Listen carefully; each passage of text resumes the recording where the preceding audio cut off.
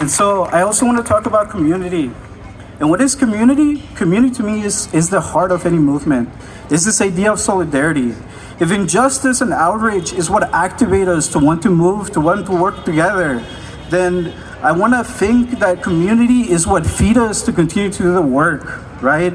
And today we're here to do two things, to both celebrate the idea of workers' rights and to protest the assault on labor protection.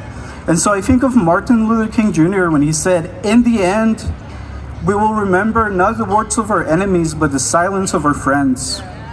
And so I want to ask you, who is your community? How big is your movement? A movement is only as big as its weakest link. A community is only as strong as its most vulnerable. And so today we have a clear vision. Today we're disgruntled, there's tension in the air, and today we know where we stand. But today, are we showing up here for us, or are we showing up for our neighbors? In previous weeks, were we showing up for the public safety and protect vulnerable populations resolutions?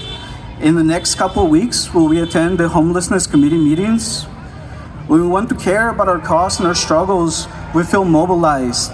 When we feel like we're in the right, we feel like we can make change. But I ask you, when you feel like somebody doesn't show up for you, how do you feel? And so I think it's important that in any movement, you think about the most marginalized, the most unprotected, and that you cast that shade on them.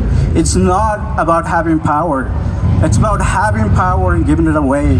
It's about having the protection and willingly giving it to the people that don't have that option. Having freedom, having safety is a privilege that not everybody has.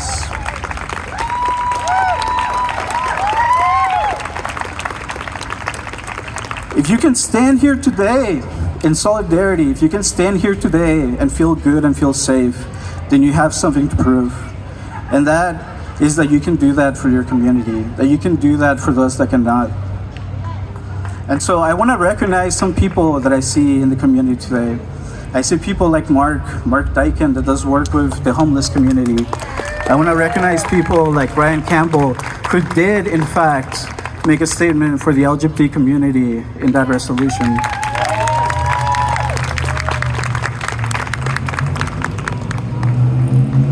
I have the utmost respect for people that make spaces accessible and who build community, because the movement is a heart that needs to plan for growth.